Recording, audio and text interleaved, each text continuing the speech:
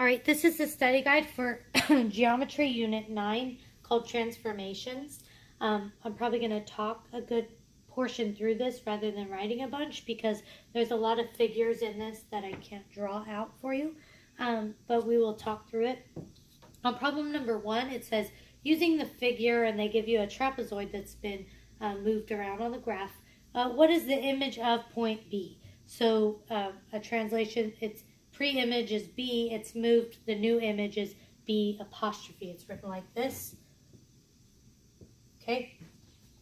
The image for A would be A apostrophe, C apostrophe, D apostrophe. Pretty straightforward. Problem number 2, an isometry, okay, that's moving something around a graph, preserves distance. Okay, so you learned different versions of isometry. Translations, which moves something on a graph. Say you have a square here and you move it 2 this way and 3 up, so it's up here now. It preserves distance, so the length of this side and this side are going to be the same. A rotation, which keeps your figure, it just rotates it around the graph. And then there's a dilation. A dilation is not considered isometry because a dilation takes something and makes it bigger or smaller, so it either expands or contracts. So a dilation does not preserve distance and is not isometry. Problem number 3, they give you one of those I was just showing you, a box here. This points at 0, 0 here, and they've moved this box. This is, they say A, B, C, and D, right? And then they've moved it up here to 5, 2 is where A is at now. So if this is at 2, 3, 4, 5, 1, 2. So up now it's here. And this is A apostrophe, B apostrophe, C apostrophe, and D apostrophe. Okay? So they ask you a couple things. Using the given figure, the square ABCD is transformed to a new location. So this one, it's gone from 0, 0 to, A has moved from 0, 0 to 5, 2. So it's a translation of 5, 5 to the right, 2 up. What is the name of its image? So its image is A apostrophe, B apostrophe, C apostrophe, D apostrophe. Does BC equal B apostrophe, C apostrophe? Did it preserve the distance? Is it the same size? Yes. BC has a length of 2, and B apostrophe, C apostrophe also has a length of 2 squares. Then they ask that. What are the lengths of BC and B apostrophe, C apostrophe? There are 2. It's a square. All sides are equal to 2. What are the lengths of C, D, and C apostrophe, D apostrophe? Also 2. Are C and CD equal? Yes. What are their lengths to? Okay, so it kind of repeats itself. On problem number 4, they ask you to give the distance of A to C. So look at this graph they've given you. Not A apostrophe, C apostrophe, just A and C. A on this, it's a triangle on the graph. A is at 0, 0. A is 0, 0. And C is at -2, 2.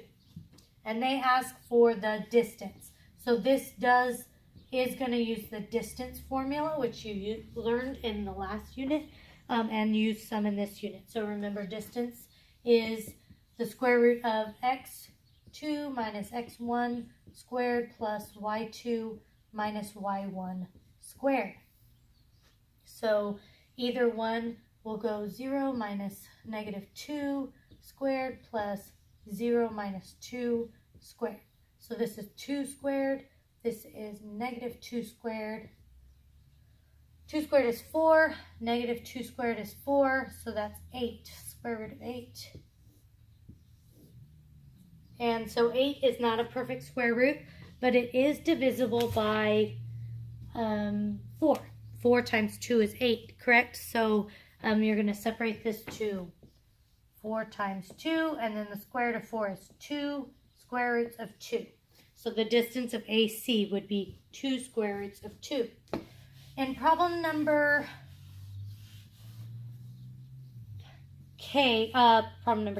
Problem number 5, they ask you to select the figure that would make true a reflection in line K. So it's 2 stars on either side of K. So what you have to make sure in your options is they have some that K is not exactly in the middle. To be exactly on reflected in K, K has to be in the exact middle, and then you need to make your points sure your points are pointing in exactly opposite directions. So there's only one that actually does that, so just keep an eye out. Number 7, well, I don't know what number 6 is, but that was 5, and this is 7. Number 7 says the transformation in the square XYZ is transformed to X apostrophe Y apostrophe Z apostrophe. What is the image of Y apostrophe? It's the same thing again, Z apostrophe. Is the transformation an isometry? So did you maintain the same size, or did your image change size? No, it's all the same, so yes, it did. It is an isometry.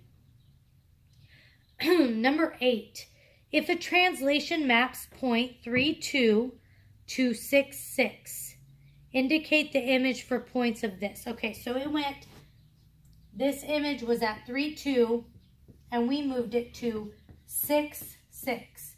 All right, so that means on the X, we went from 3 to 6. So that means our translation was X plus 3. We added 3 points to X.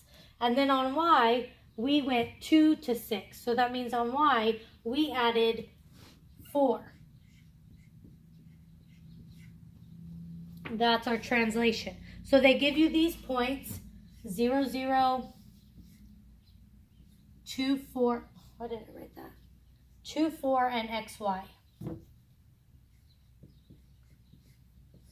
And they want you to do the same transformation that was done here on these points. So on X, we take it and we add 3, and on Y, we take it and we add 4.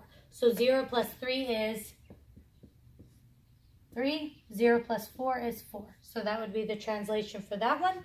This one, X plus 3 is 5, and 4 plus 4 is 8. So that's the translation for that one. And then this one would say X plus 3 is X plus 3, and Y plus 4 is Y plus 4. So that is our translation for that one.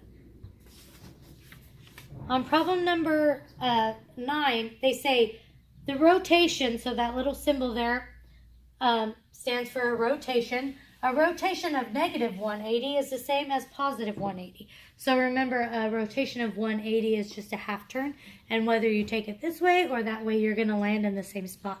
So yes, a negative rotation, a negative 180 is the same as a positive 180. Number 10, they actually ask you to rotate these points 2, 0, 2, 0, 4, 0, 5, negative 2, and 1, negative 2. And they ask you to do a 180-degree rotation with these points. Well, in a 180-degree rotation, or a half turn, what it does is it changes the signs on both points. So 2, 0 will become negative 2, 0. 4, 0 will become negative 4, 0. 5, negative 2 will become negative 5, positive 2. And 1, negative 2 will become negative 1, positive 2. Okay, so a half turn or a 180-degree rotation, all it does is change the signs on both points. All right, number 11, we start talking about dilation. Okay, this one says, looks like this. It says the dilation of, okay, and when they say these, they have a little letter right here usually. Okay, if it's an O, that means the dilation around the origin. So that means nothing, okay? So we got to watch that. Just make sure it says around O, because if it says something else, we have to work on that. And then it'll have a comma and a number. And this tells you what you're multiplying by, because the dilation either gets bigger or smaller. If it's a whole number, like 1, 2, 3, 4, then it's going to be bigger. It's an expansion. But if it's a fraction you're multiplying by, it's a contraction. The points are going to get smaller. This is kind of weird because it's multiplied by 1, so everything stays the same. X is at 4, 0. With a dilation of 1, it's still at 4, 0. Y is at 3, 2. With a dilation of 1, it's still at 3, 2. And Z with a dilation of 1 is still at 2, negative 2. Nothing changes because it's just a 1. Multiplying by 1 leaves it the same. In problem number 12, they ask you to decide about some dilations. What's the scale factor? So that means what did I multiply by? And if that made it an expansion or a contraction. So they say, what is the dilation around the origin of point K if it went from 5, 0 to 15, 0? So if I went 5 to 15, I multiplied by 3. That's a whole number. So my scale factor is 3. That's what I multiplied by. And it got bigger, so it's an expansion. In problem number 13, they give you 6, 12, and 2, 4. So that's a little bit different because 6, 12 to 2, 4 doesn't multiply by a whole number. It multiplies by a fraction. 6 is actually divided by 3 to get 2. So that means my scale factor is actually 1/3. So I divided by 3 or multiplied by 1/3. So that makes it a contraction rather than an expansion. All right. Number 14, they say, given are the coordinates for triangle MNO, right? The coordinates for this dilation. So they give you these points.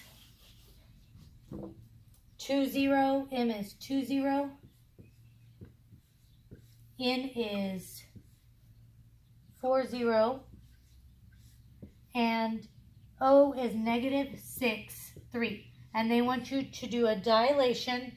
It says a dilation around the origin and of 3. So that means you're going to multiply all 3 of these points by 3. So 2 times 3 is 6. And 0 times 3 is 0. 4 times 3 is 12. 0 times 3 is 0. And then negative 6 times 3 is negative 18. And 3 times 3 is 9. So these are your new points for a translation of 3. Problem number 15 is a reflection. You can see R stands for reflection.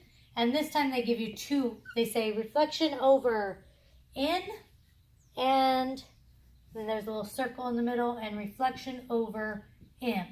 All right, when you have these that has 2 actions like this, you do the one on the right first. So this matters because in this figure, you have this plane that's pointing this direction. You have M, and then you have N. So in this case, if you did N first, it would change things totally. You reflect over M first, so that means when you reflect, you look the same way, and then you reflect that over N. So it's going to go the opposite direction. All right, so you reflect over this. Remember, reflection makes it exactly opposite, and you're going to reflect over M and then over N. All right, problem number 16. It says in the graph below, line K, they give you this whole scenario where KY equals negative K makes a 45-degree angle with the X and Y axis. And then they say, what is the reflection? And this time it doesn't have an O for origin, it has an X. Reflection of 0.25. But with this X here, it's not the origin. So we don't have to worry about that line at all. This says a reflection in X.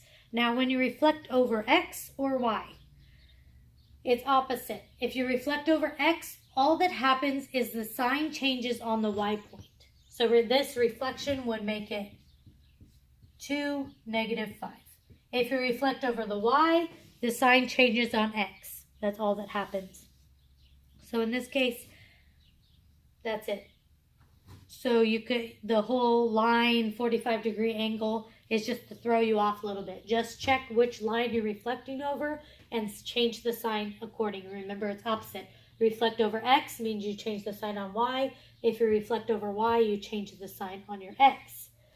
Okay, number 17, they give you a graph, and then they have these, they say h, which stands for a half turn, over p, and a half turn around the origin. For 0.30.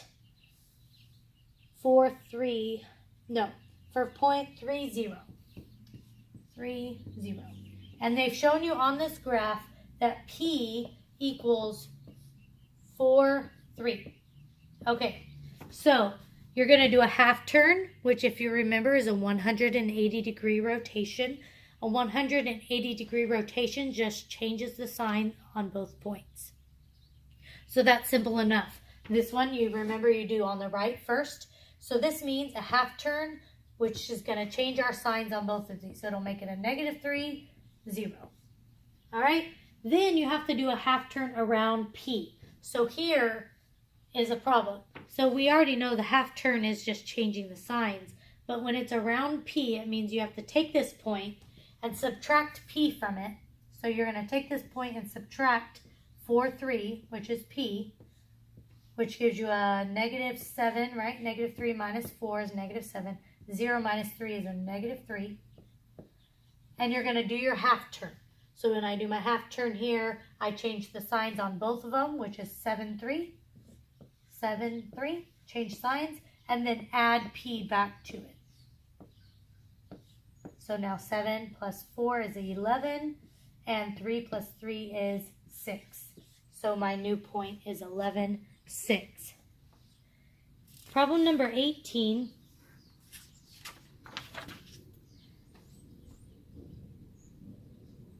In the following translation of the graph, use the figure to describe the following translation. Okay, so this one, they give you a translation that's to the power of -2.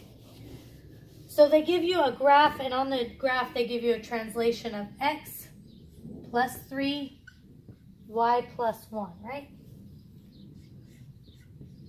But then they tell you to take this and do the translation of t to the power of -2. Now, when it's to the power of something, it means you have to multiply this by the -2. So you just take this translation and multiply it by -2. So 3 times -2 is going to be a -6. And 1 times -2 is a -2. So that's it. You just multiply it by whatever the negative exponent is, and you're done.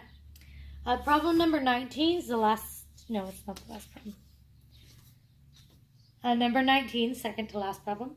The rotation maps, so this is a hexagon, right? About the center of the regular hexagon. State the image for B for the following rotation.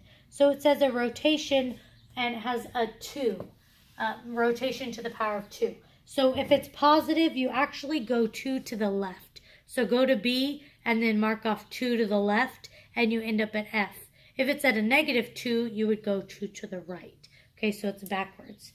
And then number 20 is a number, again, another transformation to the power of -1. So you just multiply, they say the translation is x plus 6, y plus 2. That's the translation. And they say, what's the translation of -1? So t to the power of -1. So you just multiply it by -1. So essentially you just change your sign. So instead of x plus 6, it's going to be x minus 6 and y minus 2. Very simple. Just pay attention and do your very best.